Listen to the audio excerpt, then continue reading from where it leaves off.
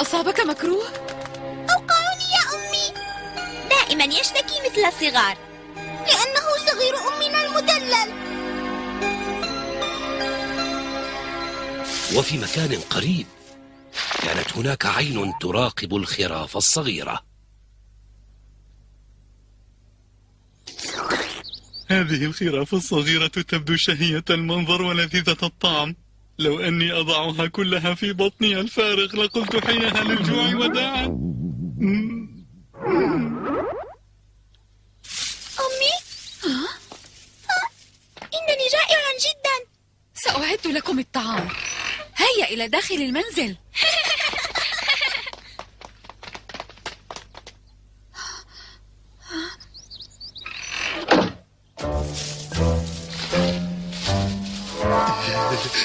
سآكلهم. شكرا لك يا أمي. دائما لك يا أمي.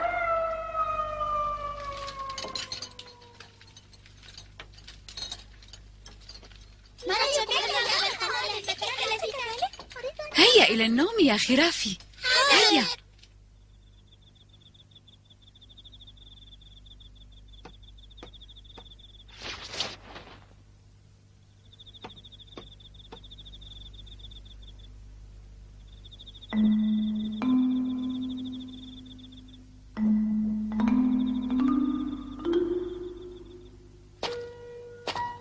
يجب أن أجد طريقة لأكلهم، ولكن أولا علي أن أبعد الأم.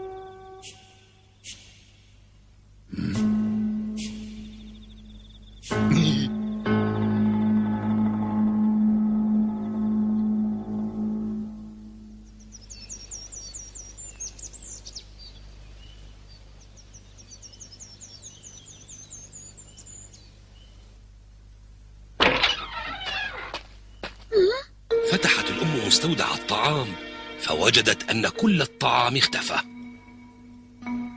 أين اختفى الطعام؟ لم تعرف الأم أين ذهب الطعام، ولذلك قررت أن تخرج من البيت لتحضر طعاما جديدا لخرافها. اهتموا ببعضكم في أثناء غيابي.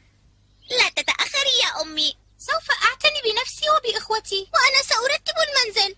لا تنسي أن تحضري لي هدية يا أمي. حسنا، سأحضر الهدايا للجميع، ولكن احذروا من الذئب ولا تفتحوا الباب لأحد.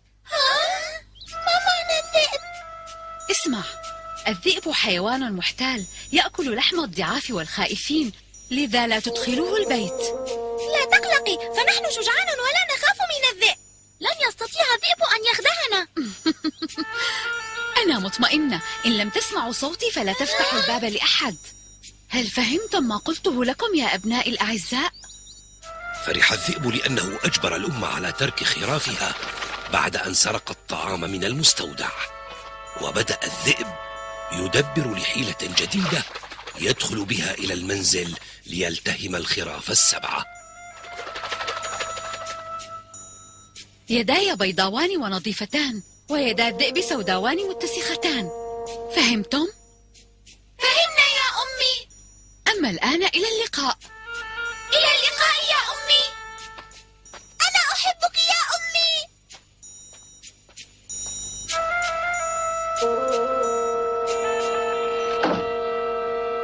نجح الجزء الأول من خطة الذئب الماكر بإبعاد الأم عن الخراف الصغيرة، وبقي الجزء الثاني من الخطة.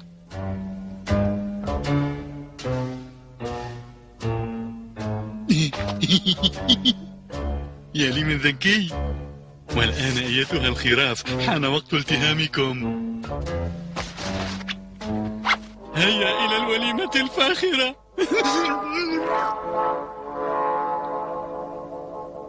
كانت الخراف الصغيرة تمضي وقتها باللعب انتظارا لعودة أمها من الغابة حاملة الطعام والهدايا.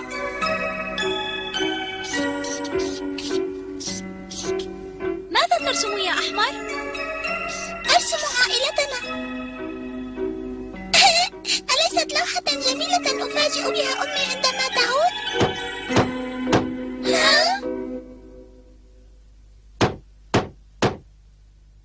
لقد عادت أمي. سأفتح لها الباب حالا. أمي، افتح افتحوا الباب يا أبنائي، أنا أمكم. عادت إليكم أمكم بالطعام والهدايا، فافتح الباب بسرعة يا خرافي اللذيذة. اللذيذة؟ افتح الباب بسرعة، سأدخلهم الآن إلى بطني الفارغ. لن نفتح لك. لماذا يا أبنائي؟ لأنك لست أمنا أيها الذئب الماكر. هيا انقلب بسرعة. صوتكم العالي ثقب طبل أذني. صوتك خشن جدا وصوت أمنا ناعم ورقيق. أفهمت أيها الذئب؟ إنهم أذكياء. حسنا، سأتدبر أمري.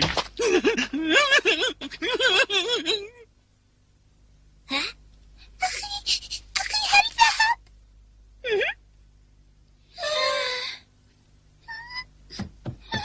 لماذا ترتجف يا جبان؟ خائف. متى يكبر عقلك يا أحمر؟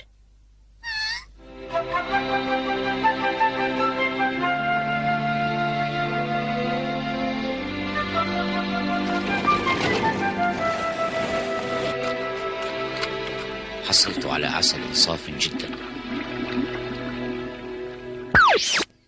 يريد الذئب ترقيق صوته الخشن بعد أن عرفته الخراف، والعسل خير طريقة لحلاوة الصوت.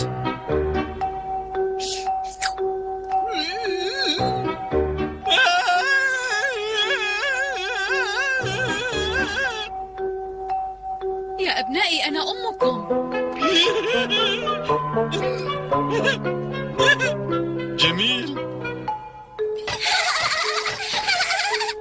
كانت المحاولة.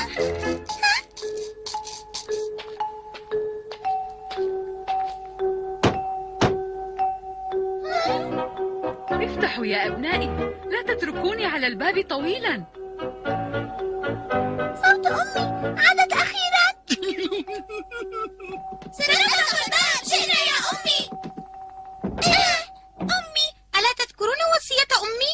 انظروا إلى بياض اليد، فالصوت لا يكفي لفتح الباب.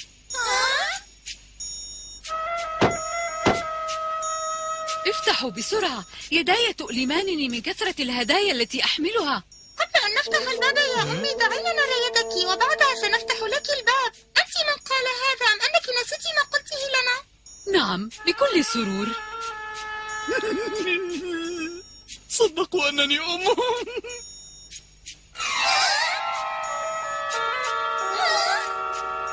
كيف هي؟ نظيفة أليس كذلك؟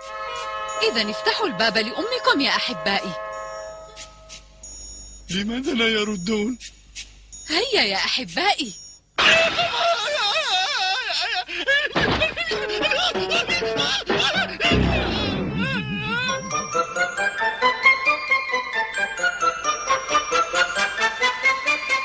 لا تخدعنا أيها الذئب الماكر. هيا انقلع من هنا. سيكون لي معكم تصرف آخر، تذكروا ذلك جيدا. سأعود إليكم.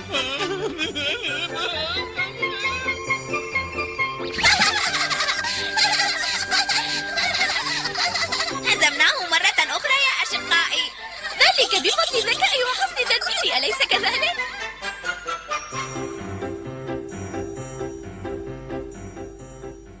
أمي، عودي إلينا بسرعة.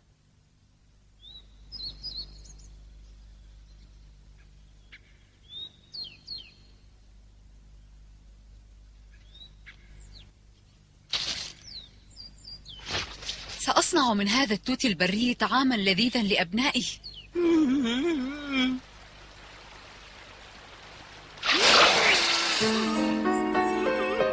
سترون كيف سأملأ بكم بطني الفارغ. انتظروا.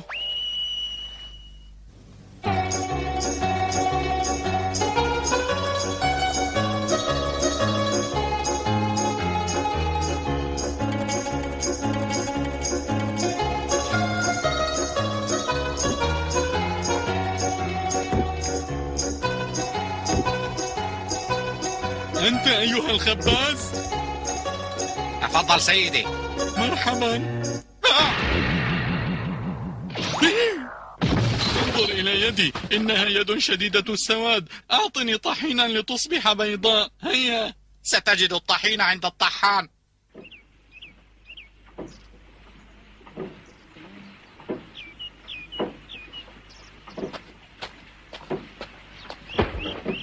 أيها الطحان، أعطني بعض الطحين. أنا لا أعامل الذئاب، فاذهب من هنا حالا. ستعطيني الطحين على رغم أنفك. لقد أخذت عجينا وغطيت به يدي ولم يبقى إلا الطحين. أنت تنوي فعل شيء سيء بلا شك، وأنا لا أريد المشاركة فيه، أفهمت؟ ما شأنك إذا كنت سأفعل الخير أم الشر؟ أنت تخنقني. سألتهمك إن لم تعطني الطحين في الحال يا طحان. سأخذ الطحين رغما عنه.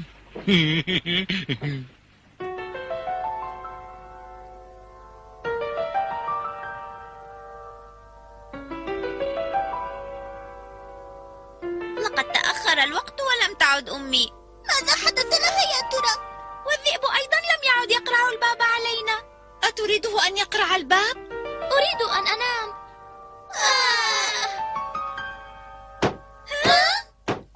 افتحوا الباب لأمكم الحقيقية.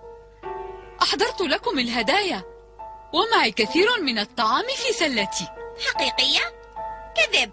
لكن هذا ليس صوت الذئب الماكر. نعم، إنه صوت أمي.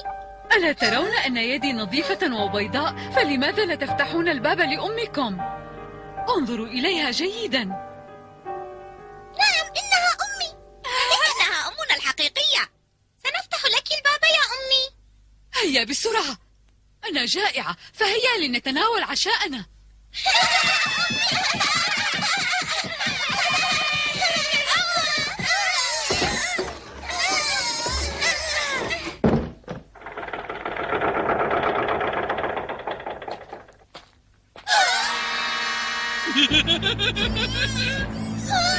كيف وجدتم أمكم؟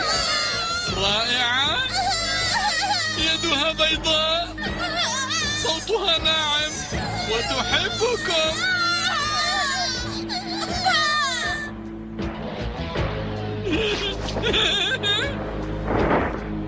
إلى العشاء.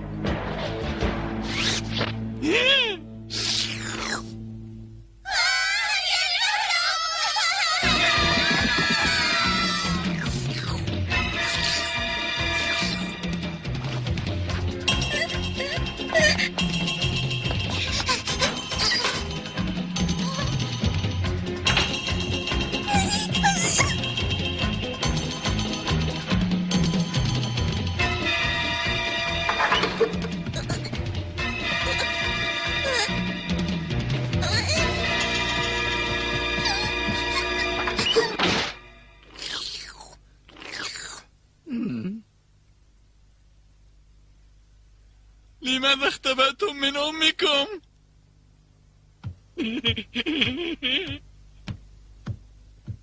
ألست أمك؟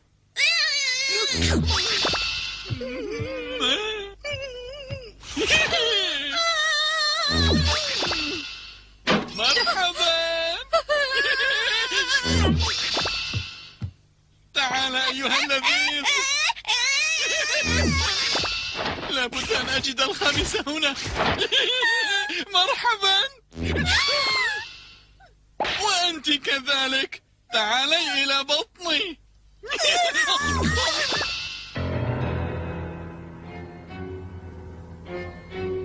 وهكذا أكل الذئب الخراف الواحد تلو الآخر. لقد أكلت 6 خراف حتى الآن، ولكن أين الخروف السابع؟ نعم، سأجده بعد أن أعد ما في بطني. 1 2 3 4 5 6.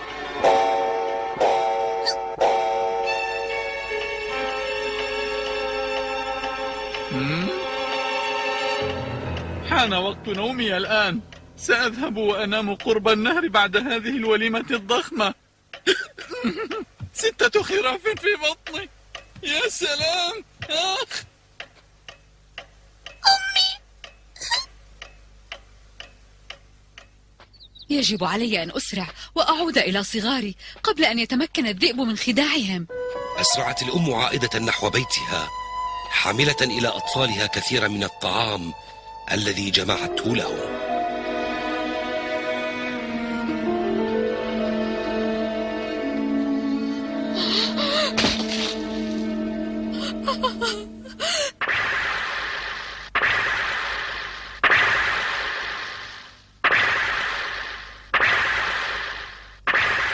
وأخيرا وصلت الأم إلى البيت، وكان الذئب قد التهم خرافها الصغيرة. أين أنتم؟ أما من أحد هنا؟ أنا أمكم، لقد جئت بطعام كثير.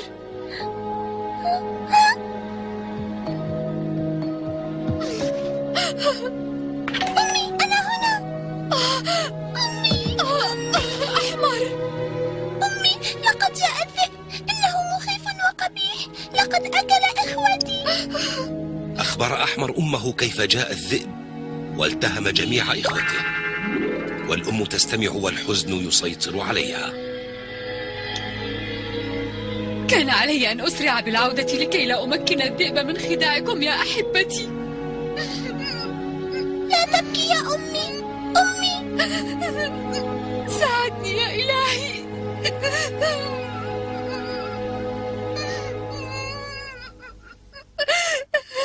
يجب أن أفعل شيئا. أحمر، ابقى بقربي ولا تذهب. سأذهب لأبحث عن الذئب الشرير. سأنقذ إخوتي يا أمي وأخرجهم من بطنه. وأين هو؟ لقد ذهب لينام قرب النهر. هيا بنا. كان الذئب مستغرقا في نومه على ضفة النهر، وهناك شاهدته الأم وقد انتفخ بطنه بصغارها.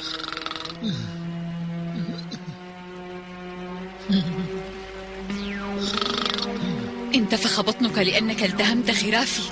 أيها الذئب الشرير، سترى الآن ماذا سأفعل بك. أمي بطنه يتحرك. إخوتك يتحركون داخل بطنه، وهذا يعني أنهم أحياء. أرجو ذلك يا أمي. أحمر، اذهب إلى المنزل وأحضر لي عدة الخياطة والمقص. حاضر. يا إلهي، وفقني في إنقاذ أطفالي الصغار.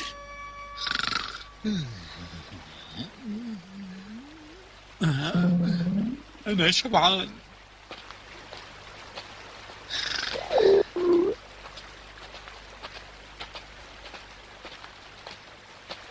أنا شبعان جدا.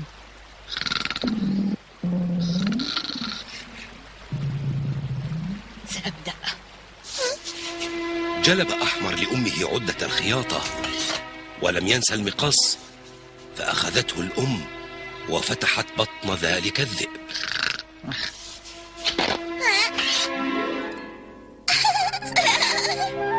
الحمد لله على سلامتك يا حمل، والآن لنخلص باقي إخوتك من بطن الذئب.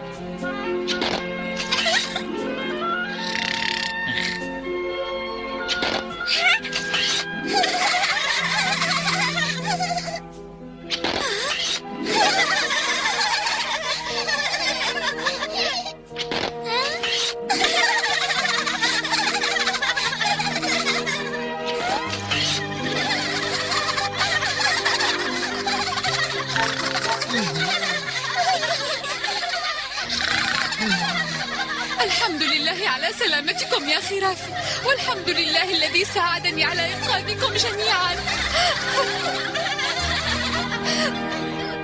فلنغادر هذا المكان بسرعة.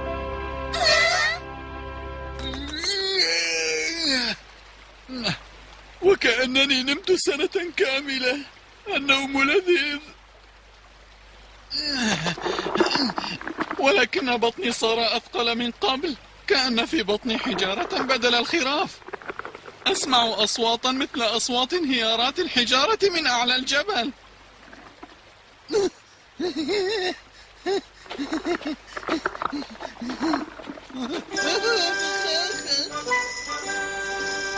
لقد ملأت بطن هذا الذئب بالحجارة وبمساعدة صغاري الأحبة. ما الذي حدث لي؟ آخ يا بطني، آخ. هذا جزاء شرك أيها الذئب الماكر.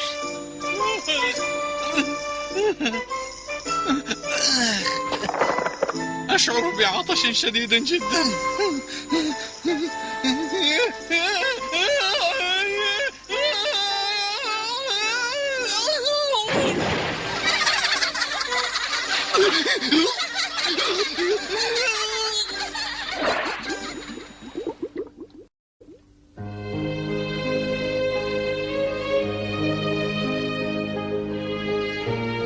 احتفل الجميع بهذه المناسبة، وصنعت لهم أمهم كعكة لذيذة.